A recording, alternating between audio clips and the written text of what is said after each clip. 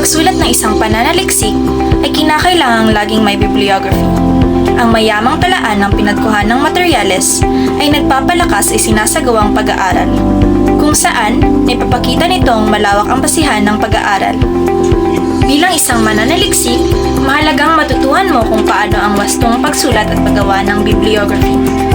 Magandang araw sa mga mag-aaral, guro, at gayon din sa mga tagapanood. Ako si Zaira Laya, kasama sina Frances Discarten, Ismaida Tula at Daryl Medios. Mula po sa ika-6 na pangkat ng Baitang 11 ABM Section Ranes. Kami ay maghahatid sa inyo ng kaalaman patungkol sa pagbuo ng tentatibong bibliography. Sa video na ito, tampok ng pag-aaral ang sumusunod na paksa. Unang aralin, panimulang paghanap ng mga sanggunian. Pangalawa, mga hakbang sa paghanap ng mga material kaugnay sa napiling paksa. Pangatlo, pangangalap at pagtatala ng mga pansamantalang sanggunian. At ang pang-apat, ang APA at MLA na format ng sanggunian. Sa una at pang-apat na aralin, ako ang maghahatid sa inyo ng impormasyon. Samantalang sa pangalawa at pangatlong aralin naman, si Frances Discarten ang inyong makakasama. Handa na ba kayo? Dumako na tayo sa unang aralin.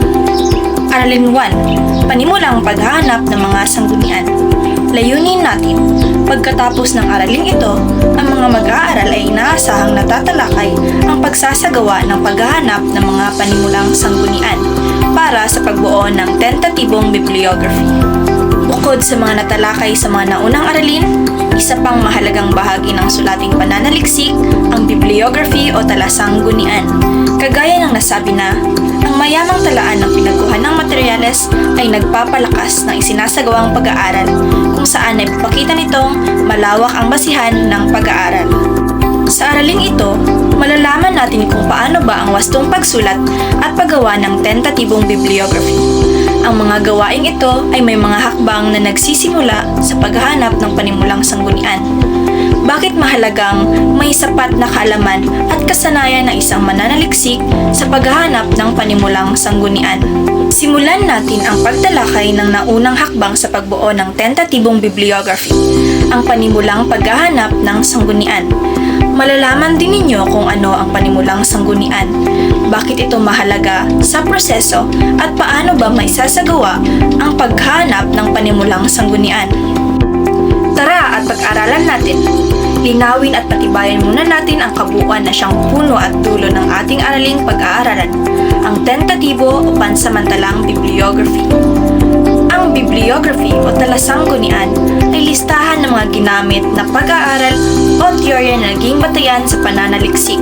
Mababasa rito ang pangalan ng may akda, halimbawa, Virgil Titus, pamagat ng aklat o anumang ginamit na sanggunian, halimbawa, mahiwagang tao, lugar ng pagkakalimbag, Pilipinas, publikasyon, HPHI, at petsa ng pagkakalimbag 2004. Makikita sa baba ang halimbawa. Ang isang pananaliksik ay laging nangangailangang magsagawa ng pangangalap ng impormasyon upang makamit ang mga layunin ng pag-aaral. Sa pangangalap ng impormasyon, kailangang taglay ng isang manunulat ng mga akademikong papel ang katangian ng isang mahusay na mananaliksik. Gaano man kahusay ang isang mananaliksik, malaki pa rin ang may tutulong sa pagpapahusay ng isang sulatin kung susundan niya ang ilang pamantayan sa pangangalap ng sanggunian. Una, dapat madaling matukoy ng mananaliksik ang mga paksang may kaugnayan sa pinag-aralan. Pangalawa, dapat alam ng mananaliksik ang iba't ibang bahagi ng sinataklatan at may kasanayan na sa pagsasaliksik ng impormasyon dito. Pangatlo, dapat sanay ang manunulat na magsaliksik ng impormasyon gamit ang internet. Isa-isahin natin. Una, dapat madaling matukoy ng mananaliksik ang mga paksang may kaugnayan sa pinag-aaralan. Bago po maghanap ng sanggunian, ang mananaliksik ay dapat mayroon ng sapat na kaalaman tungkol sa kanyang paksang naisaliksikin. Makakatulong ito upang agad niyang matukoy ang mga aklat na hahanapin na may kaugnayan sa paksang pinag-aralan. Kailangang maitala ng mananaliksik ang mga kaugnay na paksa upang maging madali sa kanya na isagawa ang pananaliksik. Pangalawa, dapat alam ng mananaliksik ang iba't ibang bahagi ng silid-aklatan at may kasanayan na sa pagsasaliksik ng impormasyon dito. Dahil natukoy na ng mananaliksik ang mga kaugnay na paksa, tiyak na handa na rin siyang isagawa ang tamang proseso ng pagsasaliksik sa aklatan. Pwede siyang gumamit ng Online Public Access Catalog or OPAC. Ang Online Public Access Catalog ay mga sangguniang nakaprograma na sa mga computer. Halos lahat ng silid-aklatan sa kasalukuyan ay OPAC na ang ginagamit sapagkat mas madali ang paghahanap ng mga posibleng sangguniang magagamit sa pananaliksik. I-type lamang ang hinahanap na konsepto, impormasyon, pamagat ng libro o pangalan ng author sa search engine. Maaari din namang gumamit ng card catalog kung walang OPAC sa napili na silid-aklatan. Isa sa mga mas tradisyonal na pagkakaayos ng mga libro at kung paano ito hahanapin sa silid-aklatan ay sa pamamagitan ng card catalog. Manual ang paghahanap ng kinakailangang sanggunian gamit ang card catalog. Mayroon itong tatlong uri. Una, card ng may akda o author card. Kung ang hinahanap ay ang may akda, makikita sa unang linya ng card ang pangalan ng author. Pangalawa, card ng paksa o subject card. Kung naghahanap ng mga paksang kaugnay ng pinag-aralan, makikita sa unang linya ng card ang paksa. At ang pangatlo, card ng pamagat o title card. Kung naghahanap ng libro batay sa pamamagat ito, makikita sa unang linya ng card ang pamagat. Higit na nakatitipid ng oras kung tiyak na ang paksa at kilala ng mananaliksik ang mga manunulat ng mga kaugnay na paksa para sa kanyang pinag-aaralan. Dapat sanay ang manunulat na magsaliksik ng impormasyon gamit ang internet. Totoong malawak na ang sakop ng teknolohiya kung kaya malaki ang naitutulong nito sa pagsasagawa ng pananaliksik. Malaki ang naitutulong ng teknolohiya sa pagpapadali ng paghahanap ng kinakailangang impormasyon tungkol sa sinasaliksik na paksa. Bukod sa internet, ang digital processing ay isang paraan ng pagprepreserba ng datos. Ano ang mahalagang kaalamang natutuhan natin sa paksang ito? Mahalagang sangkap ng isang pananaliksik ang bibliography o talasanggunian. Tandaan na sa pagbuo ng tentatibong bibliography, dapat unahin ang paghahanap ng mga panimulang sanggunian. Sa pangangalap ng impormasyon, kailangang taglay ng isang manunulat ang mga kasanayan sa pananaliksik upang mapahusay ang isang sulatin. Tandaan na kung may sapat tayong kaalaman at kasanayan sa paghanap ng panimulang sanggunian, mas madaling maisasagawa at makamit ang layunin tungo sa pagbuo ng bibliography. Dumako naman tayo sa pangalawang aralin, ang mga hakbang sa paghahanap ng material kaugnay ng napiling paksa. Sa unang kabanata ay tinalakay natin ang panimulang paghahanap ng mga sanggunian para mabuo ang bibliography. Ang kaalaman at kasanayan sa paggamit ng silid-aklatan at ang paggamit ng OPAC at card catalog ay makatutulong sa mas madaling paghahanap ng mga kinakailangang sanggunian. Ang kaalaman naman sa wastong paghahanap ng impormasyon sa internet ay makakatulong din ng malaki sa paghahanap ng kinakailangang impormasyon. May proseso hakbang sa paghahanap ng tentatibong bibliography. Matapos maghanap ng mga panimulang sanggunian, ang susunod na kailangan gawin ay ang pangangalap ng material kaugnay ng napiling paksa. Ano-anong hakbang sa pangangalap ng materyales? Paano ang tamang pangangalap ng mga ito? Bakit kailangan maingat at mapanuri sa paghanap ng mga material kaugnay ng napiling paksa? Pag-aralan natin. Matapos may sagawa ng mananaliksik ang paghahanap ng mga sanggunian gamit ang card catalog o online database, ay handa na siyang mangalap ng mga kinakailangang material. Ano-ano ang hakbang sa pagsasagawa nito? Isa-isahin natin. Una, gamit ang mga kinapyansipli, maaari nang hanapin ng mananaliksik ang mga libro o aklatan kung saan naroon ang mga kinakailangang impormasyon.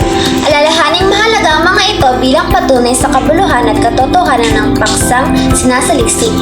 Pangalawa, kapag nahanap na ang mga kinakailangang aklat at iba pang sanggunian, basahin ang mga nakalap na impormasyon at anumang materyales na natagpuan.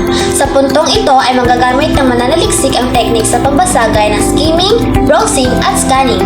Batay sa mga naunang pagtatalakay ng mga aralin, ang skimming, browsing at scanning ay mga paraan na madali ang pagbasa. Ginagawa ang mga teknik na ito upang agad na mahanap ang mahalagang impormasyong kinakailangan. Tandaan, hindi kailangang basahin ang buong aklat o journal. Pangatlo, kapag nahanap na ang aklat at iba pang sanggunian at habang binabasa ang mga nakalap na materyales, mahalagang alamin kami ng sumusunod upang agad na matukoy kung makakatulong ang mga libro at sulating nakalap. May kaugnayan ba ang libro o sulatin sa paksang pinag-aralan? Kung wala, huwag na ang pag-aksayahan ng panahon. Kung mayroon, pagpapatuloy ang pagbabasa. Kailan na isulat ang libro o sulatin? Baka naman obsolete na ito o hindi na makakatotohanan dahil ang impormasyong tinatalakay sa aklat ay ilang dekada na ang edad at matagal nang napasubalian. Kung napapanahon, ipagpapatuloy ang pagbabasa. May sapat ba ang kaalaman ng may akda sa paksang isinulat? Ano-ano pang libro o sulatin ang naiambag na may akda na may kaugnayan sa paksang sinasaliksik o pinag-aaralan? Dito malalaman kung may kredibilidad o mapagkakatiwalaan ang kakayahan ng author. Anong pinagbatayang ideya o kaisipan ang ginamit ng manunulat sa kanyang akda? Mapagkakatiwalaan ba ang batis o mga ekspertong pinagkunan nito? Tandaan na ang mga sanggunian na nagpapatunay na mahalaga at napapanahon ang tinatalakay mong paksa. Kung hindi ka magkakaroon ng mga sangguniang may kredibilidad, hindi rin maging kapanipaniwala ang impormasyon o argumentong ilalahad mo sa iyong pananaliksik. Balikan natin ang mga halagang puntong tinatalakay natin sa araling ito.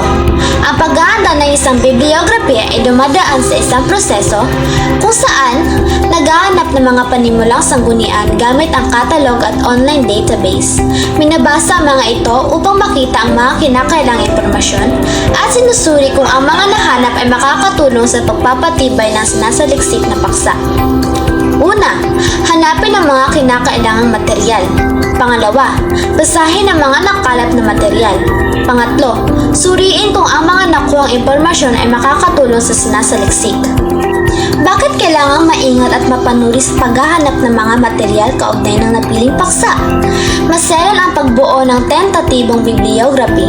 Kailangang maingat at mapanuri sa pangangalap ng materyales kaugnay ng napiling paksa upang mabilis na matukoy kung makakatulong, kapaki-pakinabang at epektibo ang mga libro at sangguniang nakalap. Dumako naman tayo sa pangatlong aralin, ang pangangalap at pagtatala ng mga pansamantalang sanggunian. Pagkatapos ng araling ito, ang mga mag-aaral ay inaasahang na isasagawa ang pangangalap at pagtatala ng mga pansamantalang sanggunian tungo sa pagbuo ng bibliography. Sa nakaraang kabanata ay tinalakay natin ang mga hakbang sa paghahanap ng mga material kaugnay ng napiling paksa. Alalahanin, mahalagang masuri ang mga nakalap na material at tukuyin kung nakakatulong ang mga nakuhang impormasyon sa pagpapatibay o pagpapalitan ng iyong tesis sa pangungusap. Bukod sa kasanayan sa paghahanap ng materyales, kailangan din ng mapanuring isip upang maingat na makalap ang mga kaugnay at napapanahong impormasyon para sa ginagawang pananaliksik. Ang huling hakbang sa pagbuo ng bibliography ay ang pangangalap at pagtatala ng pansamantalang sanggunian. Ano ang pansamantalang sanggunian o tentatibong bibliography? Ano-ano ang inilalagay rito? Paano ang wastong pangangalap at pagtatala ng mga tentatibong sanggunian tungo sa pagbuo ng bibliography? Pag-aralan natin. Sa tulong ng mga teknik sa pagbasa gaya ng skimming, browsing at scanning, ay mabilis na matutukoy ng mananaliksik ang kahalagahan ng nakuhang materyales para sa isinasagawang pananaliksik.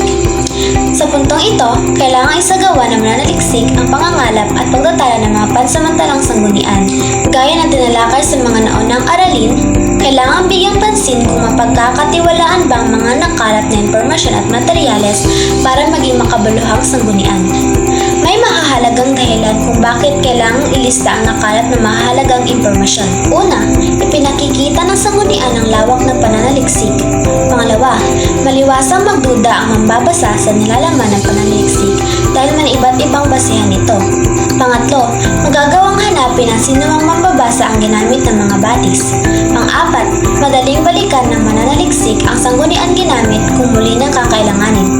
Panglima, may iwasan ng issue ng plagiarism. Bakit kailangang ilakip ang mahalagang impormasyon? Una, upang ipakita ang lawak ng pananaliksik. Pangalawa, upang maiwasan ang pagdududa. Pangatlo, upang mapakinabangan ng iba. Pang-apat, upang madaling balikan. Panghuli, upang maiwasan ang plagiarismo. Pagkatapos magtala ng mahalagang impormasyon, mayroon o buo na ang pansamantalang sanggunian o tentatibong bibliography. Ang pansamantalang sanggunian o tentatibong bibliography ay talaan ng mga batayang libro o sulatin ng manaliksik sa kanyang isinasagawang pag-aaral. Ito ay isinusulat sa 3x5 na index card. Karaniwang inilalagay rito ang pangalan ng author, petsa at lugar ng publikasyon, pamagat ng libro o journal, at pahina kung saan makikita ang nakalap ng mahalagang impormasyon. Tentatibong bibliografiya, talaan ng mabatayang libro at sulatin, pangalan ng author, 3x5 index card, petsa, lugar ng publikasyon, pamagat ng libro, at pahina. Makatutulong din kung gagamit ng code sa bawat index card upang madaling mabalikan ang sanggunian kung kakailanganin pa. Halimbawa, magagamit sa heading na Kabanata 1, Subheading A, Subheading 2, Librong Kasanayan sa Komunikasyon 2. Ibig sabihin, ang impormasyong makikita sa nakalistang sanggunian ay mahalaga at makabuluhan para sa pagtalakay sa bahaging unang kabanata, Subheading A, at sa Subheading 2 na sulating pananaliksik. Sa pamamagitan nito ay madali mong matukoy kung saan bahagi ng pananaliksik mo tatalakayin ang impormasyong nakalap. Magiging madali rin para sa iyo gawin ang pagsasadokumento ng mga sanggunian, lalo na kung gagamit ng footnote o endnote sa isisulat sa sulating pananaliksik. Laging tandaan, may mga proseso sa paghahanda ng bibliography. Sa huling hakbang sa pagbuo ng tentatibong bibliography ay kinakailangan ng pagtatala ng impormasyon at sangguniang makabuluhan para sa isinasagawang pananaliksik. Makakatulong ang paggamit ng code sa bawat index card upang madali mabalikan ang sanggunian kung muling kakailanganin. Narito na tayo sa pang-apat na aralin, ang APA at MLA na format ng sanggunian. Sa layunin natin, pagkatapos ng araling ito, ang mga mag-aaral ay inahasahang nasusundan at nagagamit ang mga estilong APA at MLA mula sa pagsulat ng sipi, dokumentasyon at tentatibong bibliography. Sa nakaraang aralin ay tinalakay natin ang pangangalap at pagtatala ng mga pansamantalang sanggunian.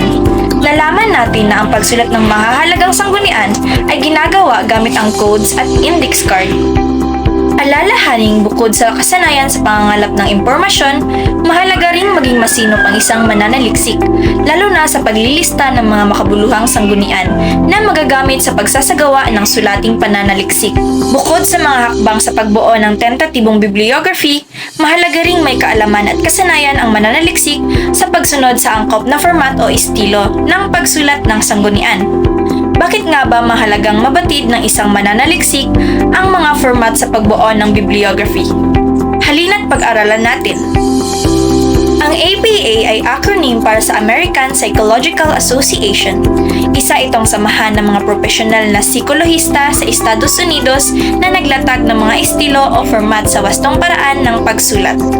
Ang estilong ito ay madalas na ginagamit sa mga sulating pananaliksik sa larangan ng edukasyon, psikolohiya, agham panlipunan at maging sa agham. Sa estilong ito, kinakailangang ilista ang author ng aklat o journal o anumang sanggunian, pamagat ng artikulo kung mayroon, pamagat ng aklat o journal, bilang ng edisyon o volume kung mayroon, lugar kung saan inilimbag, pangalan ng palimbagan, at petsa o taon kung kailan na ilimbag. Isinusulat ito sa paraang pangalan ng author na una ang apelyido at titik o inisyal ng una at gitnang pangalan lamang, taon kung kailan na ilimbag ang sanggunian, nasa loob ito ng panaklong. Kasunod naman ang pamagat ng sanggunian o ng aklat, nakasulat sa paraang italics, lugar kung saan inilimbag ang sanggunian, at pangalan ng palimbagan. Makikita ninyo ang isang halimbawa ng maayos na pagkakasunod-sunod sa pagsulat ng estilo. Tandaan na ang format na ito ay tinatawag ding author petsa, sapagkat nakapaloob dito ang magkasunod na apelyido ng may akda at taon ng pagkakalimbag. Pag-aaralan natin ang chart kung paano ginagamit ang APA. Sa unang hanay, makikita ang uri ng pinagkuha ng materyales. Samantalang nasa ikalawang hanay ang paraan ng pagsulat ng sanggunian o bibliography. Paano ang paraan ng pagsulat ng tentatibong bibliography ng nakalimbag na aklat gamit ang APA? Ito ang mga napakahalagang pansinin at tandaan. Una, ang wastong paggamit ng mga bantas. Kuwit pagkatapos ng apelyido ng author. Tuldok pagkatapos ng inisyal ng pangalan ng author. Tuldok pagkatapos ng taon ng pagkakalimbag. Tuldok pagkatapos ng pamagat ng aklat. Tutuldok pagkatapos ng lugar kung saan inilimbag at tuldok pagkatapos ng publikasyon. Pangalawa, ang apelyido ng author, Rogel, at ang taon ng pagkakalimbag 2004 ay magkasunod. Pangatlo, ito ang tinatawag na author petsa. Pang-apat, nakapahilig o nakapahilis ang pamagat ng aklat. Halimbawa, mahiwagang tao, noon, ngayon at bukas. At ang panghuli, nakapasok o intended ang ikalawang linya. Paano naman binubuo ang tentatibong bibliography ng kabanata ng nakalimbag na aklat? Maliban sa mga bantas, pansinin din na may kuwit pagkatapos ng pamagat ng kabanata. Halimbawa, ang lahing kayumanggi. Nakahilig rin ang pamagat ng aklat. Halimbawa, si Paulita ang dalagang Pilipina na sinundan ng mga dahon o pahina, pahina 84 hanggang 72. Paano ang paraan ng pagsulat ng sanggunian sa bibliography na artikulo na nakalimbag na journal? Maliban sa mga bantas, pansinin din na nakapahilig o nakapahilis ang pamagat ng journal na sinundan ng bilang ng issue at ng mga pahina nito. Halimbawa, Pamilyang Pilipino, issue 28, pahina 78 hanggang 105. Paano binuo ang tentatibong bibliography ng website, professional man o personal? Maliban sa mga bantas, kung walang author, pansinin din, una, ang posisyon at ayos ng petsa na nakalathala. Halimbawa, 1988, August 18. Sunod naman kung kailan na-retrieve o nakuha ang impormasyon. Halimbawa, nakuha noong December 4, 2002. Kasunod naman ang URL na nagsisilbing link. Halimbawa na lamang ng http://www.makata.com/makata.html. Ano naman ang ibig sabihin ng acronym na MLA? Ang MLA ay acronym naman ng Modern Languages Association. Ito ay professional na samahang itinatag ng mga guro at scholar para itaguyod ang pag-aaral ng wika at panitikan. Ang ganitong format ay karaniwang ginagamit sa mga sulating pananaliksik sa larangan ng humanidades, lalo na sa wika at panitikan. Sa estilong ito, kinakailangang ilista ang una, author ng aklat o journal o anumang sanggunian. Pangalawa, pamagat ng artikulo kung mayroon. Pangatlo, pamagat ng aklat o journal. Pang-apat, bilang ng edisyon o volume kung mayroon. Panglima, lugar kung saan inilimbag. Pang-anim, pangalan ng palimbagan. Pangpito, petsa o taon kung kailan nailimbag. At ang panghuli, uri o format ng ginagamit na sanggunian, print o web. Isinusulat ito sa paraang pangalan ng author na una ang apelyido, unang pangalan at titik ng gitnang pangalan. Pamagat ng sanggunian, nakasulat sa paraang italics. Lugar kung saan inilimbag ang sanggunian. Pangalan ng palimbagan, taon kung kailan nailimbag ang sanggunian, uri o format ng sanggunian, print o web. Halimbawa, Constantino, Kuwait, Pamela C. Tuldok at Zafra, Kuwait, Galileo S. Tuldok. Kasanayan sa komunikasyon, 2. Tuldok. Quezon City, Tuldok, UP Open University, Kuwait, 2007, Tuldok, print. Tunghayan ang larawan sa baba upang makabisado ang format na ito. Pag-aralan natin ang chart kung paano ginagamit ang MLA. Paano ang paraan ng pagsulat ng tentatibong bibliography ng nakalimbag na aklat gamit ang MLA? Napakahalagang pansinin at sundin, una ang ginamit ng mga bantas. Kuwit pagkatapos ng apelyido ng author. Tuldok pagkatapos ng buong pangalan ng author. Tuldok pagkatapos ng pamagat ng aklat. Tuldok pagkatapos ng edisyon. Tuldok pagkatapos ng lugar kung saan inilimbag. Kuwit pagkatapos ng publikasyon. Tuldok pagkatapos ng taon ng pagkakalimbag. At tuldok pagkatapos ng salitang print o medium. Kung unang edisyon, hindi na kailangang ilagay pa ito. Na nakapahilig o nakapahilis ang pamagat ng aklat. Halimbawa, mahiwagang tao, noon, ngayon at bukas. Na nakapasok ang ikalawang linya. Paano naman binubuo ang tentatibong bibliography ng kabanata ng nakalimbag na aklat? Maliban sa mga bantas, pansinin din, una, na nakapanipi ang tiyak na kabanata. Halimbawa, si Paulita ang dalagang Pilipina. Pangalawa, na nakapahilig ang pamagat. Halimbawa, ang lahing Kayumanggi.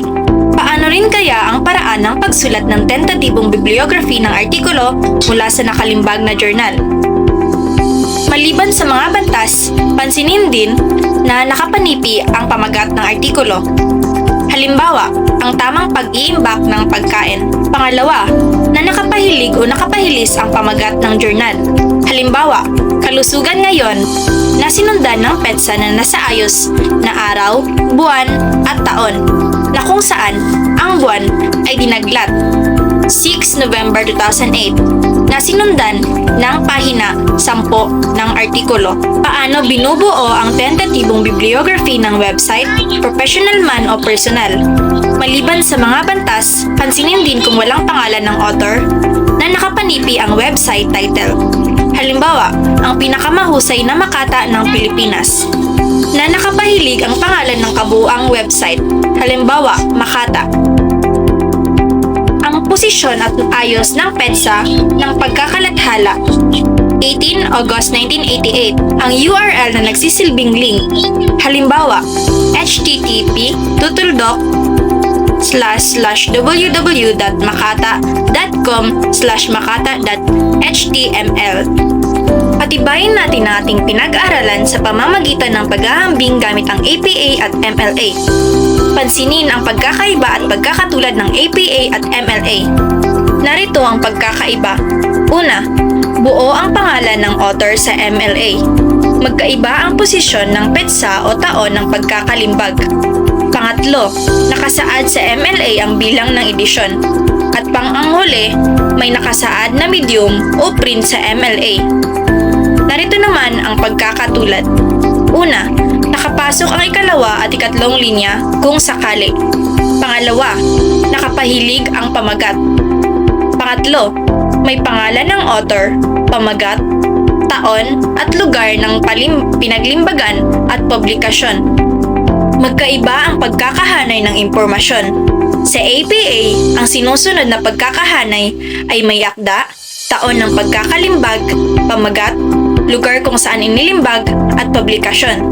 Samantalang sa MLA naman, ang sinusunod ay buong pangalan ng may akda, pamagat, bilang ng edisyon maliban kung unang edisyon, lugar ng pinaglimbagan, publikasyon, taon ng pagkakalimbag at medium. Balikan natin ang mahalagang kaalamang natutuhan natin sa araling ito. Mahalagang mabatid, masunod at magamit ng isang mananaliksik ang mga estilo o format sa pagbuo ng bibliography nang sa gayon ay magiging madali, organisado at makabuluhan ang ginagawang pananaliksik. Ang mga estilong madalas na ginagamit sa pagsulat, depende sa paksa, ay ang American Psychological Association at Modern Language Association. Dapat tandaan, ang card catalog ay talaan ng bibliography ng lahat ng aklat, thesis, dissertasyon at iba pang nasa aklatan. Ang mananaliksik ay gumagamit ng mga teknik sa pagbasa gaya ng skimming, browsing at scanning sa pagtukoy ng mahahalagang impormasyon kaugnay ng paksang pinag-aaralan. Ang pansamantalang sanggunian o tentatibong bibliography ay talaan ng mga referensya ng mananaliksik sa kanyang isinasagawang pag-aaral. Ito ay sinusulat sa 3x5 na laki ng index card. Ang Online Public Access Catalog o OPAC ay mga sangguniang nakaprograma na sa mga computer. Ang halos lahat ng silid-aklatan sa kasalukuyan ay OPAC na ang ginagamit sapagkat mas madali ang paghahanap ng mga posibleng sangguniang magagamit sa pananaliksik. At ang panghuli, ang mga estilong madalas na ginagamit sa pagsulat ng CP o bibliography ay ang APA o American Psychological Association at MLA na Modern Language Association. Sana naman ay may natutunan kayo sa aming mga aralin. Maraming salamat sa inyong panonood sa bidyong ito.